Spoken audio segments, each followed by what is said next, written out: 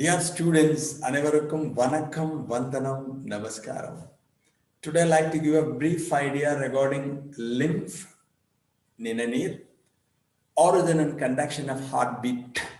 இதய துடிப்பு எவ்வாறு ஆரம்பமாகிறது, எவ்வாறு கடத்தப்படுகிறது. And finally, the cardiac cycle, இதய ரத்த சுழற்சி. இது மூணு பத்தி பார்ப்போம். First நம்ம எடுத்துக்கிறது, first topic is lymph. தமிழ்ல நிணநீர் என்று அழைப்பார்கள், also known as tissue fluid, திசு திரவம் என்று அழைப்பார்கள். What is a lymph?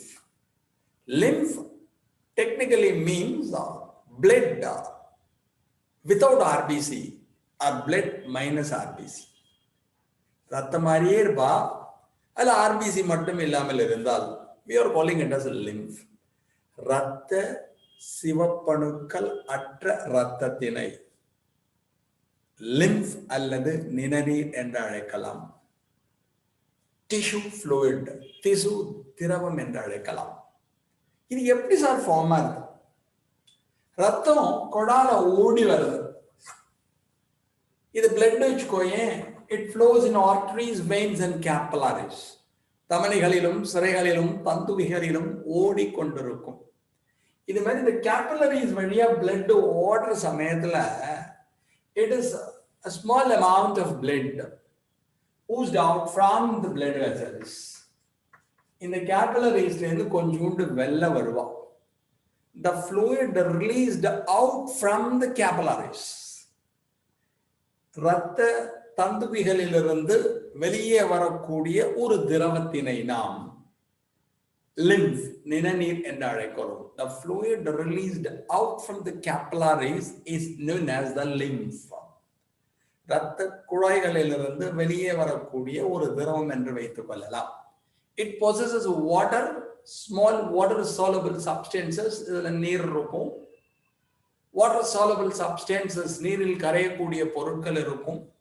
WBC இருக்கும், plasma proteins இருக்கும், without RBC. RBC மட்டும், இரத்த சிவப்பு செல்கள் மட்டும் காணப்படாது. ரொம்ப இன்னொரு டெஃபினிஷன் கொடுத்திருப்பான்.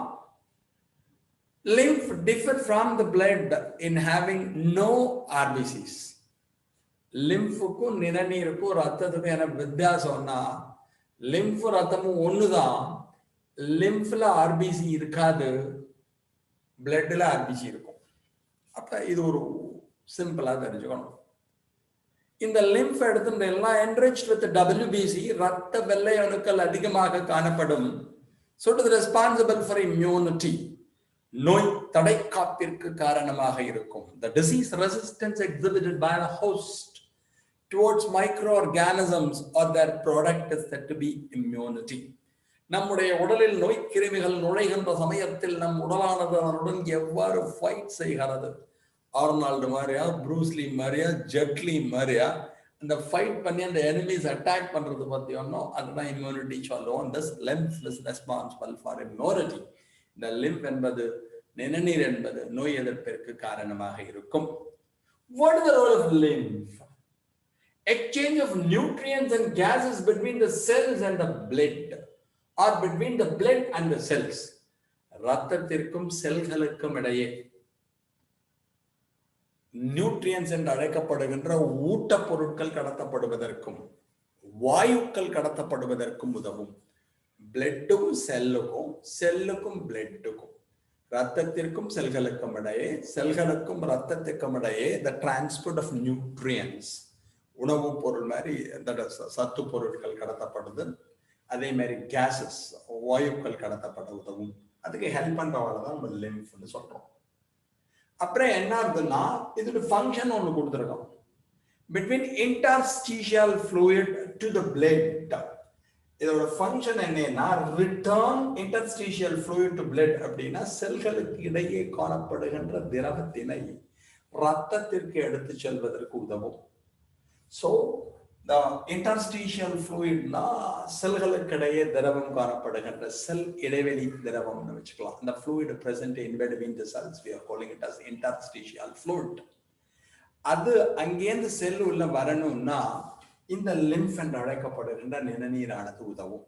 இது சரியா வரலன்னு வச்சுக்கோயே, in between the cells நிறைய fluid சேர்ந்து போயிடுதுன்னா fluid accumulation leads to edema.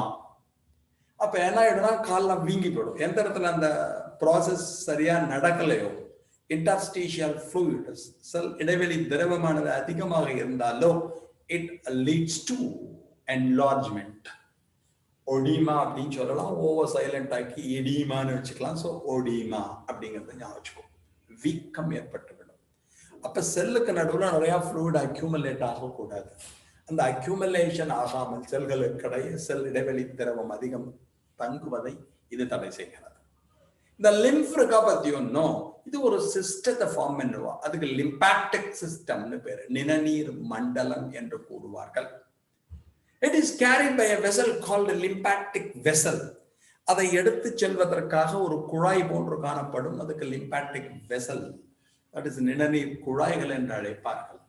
Some places the lymphatic vessels are enlarged to form lymph node. சில நேரங்களிலே அந்த lymphatic குழாய்கள், நிணநீர் குழாய்கள் முடிச்சுக்களை பெற்றிருக்கும். அதுக்கு நிணநீர் முடிச்சுக்கள்னு பேர்.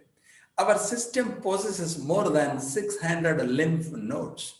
மனித உடலிலே கிட்டத்தட்ட 600க்கும் மேற்பட்ட நிணநீர் முடிச்சுக்கள் காணப்படுகின்றன. At the time of infection, the lymph nodes undergo enlargement. நமக்கு எப்படியான இன்ஃபெக்ஷன் வந்ததுன்னா, நோய் தொற்று ஏற்படுகின்ற சமயத்தில் இந்த நிணநீர் முடிச்சுக்கள் வீங்கி கொள்ளும். த்ரோட் இன்ஃபெக்ஷன் வந்தா மேலையும் கீழையும் வீங்கிக்கும். இங்க அடிபட்டு விடுதுன்னா கையில நெறி கட்டிக்குச்சுமோ, இங்க வீங்கிக்கும். ஏன் வீங்கிக்கிறதுனா, that lymph node is an example for secondary lymphoidal organs. நம்முடைய நோய் எதிர்ப்பு திறனிலே, நோய் எதிர்ப்பு சக்திக்கு காரணமாக இது இருக்கும்.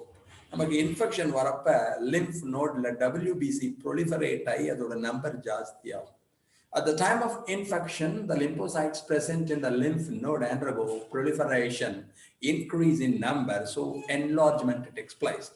நோய் தொற்று ஏற்படுகின்ற சமயத்தில் நிணநீர் முடிச்சுக்களில் காணப்படுகின்ற லிம்போசைட்டுகள் எண்ணிக்கையில் அதிகரிக்கும் by mitotic cell division.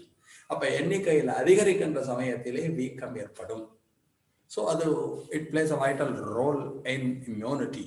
நோய் தடைக்காப்பிலே அந்த லிம்ஃப் நோட் என்பது முக்கிய பங்கினை வகிக்கிறது என்பதை ஞாபகத்தில் வைத்துக்கொள். அதான் இங்க கொடுத்திருக்கேன். இப்ப நீ ஞாபகம் வச்சுக்க வேண்டியது லிம்ஃப் நிணநீர், அதை எடுத்துன்னு போற குழாய்க்கு பேர் லிம்பாட்டிக் வெசல், நிணநீர் குழாய் என்று வைத்துக் கொள்வோம். The lymphatic vessel is enlarged in certain areas. சில இடங்களிலே அது வீங்கி காணப்படும், முடிச்சு போன்று இருக்கும். அதுக்கு லிம்ஃப் நோட், தமிழ்ல நிணநீர் முடிச்சுன்னு சொல்லுவா. It will form a lymphatic system. நிணநீர் மண்டலத்தை உருவாக்கும். பின்னாடி 12th படிக்கிறப்ப லிம்பாய்டல் ஆர்கன்ஸ் படிப்பார். நிணநீரிய உறுப்புகள் which are responsible for immunity, நோய் எதிர்ப்பு திறனிற்கு காரணமாக இருப்பவை. பிரைமரி லிம்பாய்டல் ஆர்கன், முதலாம் நிலை நிணநீரிய உறுப்புகள். தைமஸ் வரும், போன் மேரோ வரும். நம்ம உடம்புல இருக்க தைமஸ் சுரப்பியும் தென் போன் மேரோ, எலும்பு மஜ்ஜை உருவா. செகண்டரி லிம்பாய்டல் ஆர்கன்ஸ், இரண்டாம் படி நிணநீரிய உறுப்புகள். அதுல லிம்ஃப் நோடு வருவா, mucosa, mucosa associated lymphoidal tissue, கோழை படலம் சார்ந்த நிணநீரிய மண்டலம்னு ஒன்று படிப்பேன். அதே மாதிரி எடுத்து லிம்ஃப் நோடு, இந்த நிணநீர் முடிச்சு பார்ப்பேன். தென் அதர் இம்யூன் சிஸ்டம், பிற நிணநீரிய உறுப்புகள்.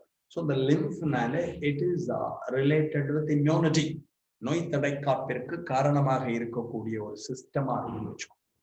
And it also carry the nutrients, hormones, உணவு ஊட்டப்பொருட்கள், உணவுப் பொருளோட ஊட்டப்பொருட்களை எடுத்து செல்லும் ஹார்மோன்களை எடுத்து செல்லும். Fat absorption through lymph in the lacteals present in the intestinal villi. நம்முடைய சிறு குடலை எடுத்துக்கொண்டோம் என்றால் அதில் குடல் உறிஞ்சிகள் காணப்படும். villi, the ultimate absorbing unit. நம்முடைய ஸ்மால் இன்டெஸ்டைன்ல, சிறுகுடலிலே செரிக்கப்பட்ட உணவினை உறிஞ்சக்கூடிய ஒன்றிற்குத்தான் வில்லஸ் என்ற பெயர், singular. Villus the ultimate absorbing unit. Digestion முடிஞ்ச அப்புறமா, செரித்தல் முடிஞ்சதுக்கு அப்புறமா ஜீரணமானதை அதான் அப்சார்ப் பண்ணுவா. படிச்சிருப்பேன், glucose, amino acid, fatty acids, then glycerol, water, minerals, everything absorbed by this villus. இந்த வில்லஸ் என்று அழைக்கப்படுகின்ற குடல் உறிஞ்சி சிறுகுடலில் காணப்படுவதுதான் செரிக்கப்பட்ட ஊட்டப் பொருட்கள் அனைத்தையும் உறிஞ்சும். குளுக்கோஸ் எல்லாத்தையும் அப்சார்ப் பண்ணுவான்னு சொன்னேன். அதுல பாக்குறப்ப அந்த ஸ்ட்ரக்சர் பார்த்திருப்பேன், டைஜஷன் படிக்கிறப்ப இந்த வில்லஸ் எடுத்துட்டோம்னு வச்சுக்கோங்க, வில்லஸோட ஸ்ட்ரக்சர் பாக்குறப்ப நடுவுல பார்த்தா இது மாதிரி ஒரு குச்சி மாதிரி கொடுத்துருப்பாங்க. அந்த லாக்டீல் அப்படின்னு ஒரு வார்த்தை கொடுத்துருப்போம். அந்த லாக்டீல் என்ன பண்ணுவோம்னா it absorb fatty acid and glycerol, அதாவது கொழுப்பு சிதைக்கப்பட்டு தோன்றிய கொழுப்பு அமிலத்தையும் கிளிசராலையும் அதுதான் அப்சார்ப் பண்ணும். அதெல்லாம் இங்க ஃபேட் அப்சார்ப்ஷன் கொடுத்துருக்கோம். கொழுப்பு உறிஞ்சப்படுதல், ஃபேட்னா ஃபேட்டா அப்சார்ப் பண்ணாது. டைஜஷன் போது fat is converted into fatty acid and glycerol.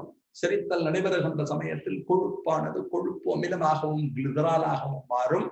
அதை உறிஞ்சக்கூடியது இந்த லிம்பாட்டிக் வெசல். அந்த டைஜஸ்டட் ஃபேட்டை, கொழுப்பு சிதைக்கப்பட்டதை செரிக்கப்பட்டதை இது அப்சார்ப் பண்ணணும்னு ஆச்சுக்கும். ஸோ ரொம்ப முக்கியம், lymph is responsible for immunity. நோய் எதிர்ப்பு திறனிற்கு அடிப்படை காரணமாக இருப்பது இந்த லிம்ப் என்பதை ஞாபகத்தில் வைத்துக் கொள்ளுங்கள். Thanks a lot for hearing. Thank you very much.